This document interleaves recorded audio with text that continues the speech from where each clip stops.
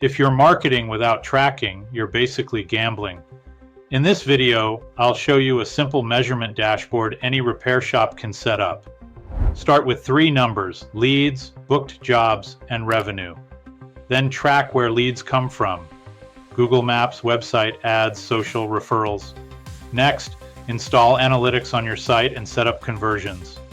Click to call taps, form submissions, and book now clicks. If you run ads, use UTM links so you know which campaign produced each lead.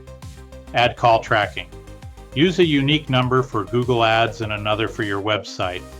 Record calls where legal so you can hear what customers ask and how your team answers. Weekly, review 2 ratios: lead to booking rate and booking to sale rate.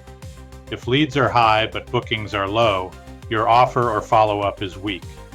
If bookings are high but sales are low, your estimates or customer experience needs work. Finally, build a top questions list from calls and make content answering them.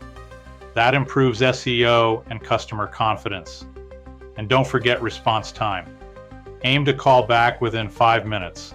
Speed often beats bigger budgets.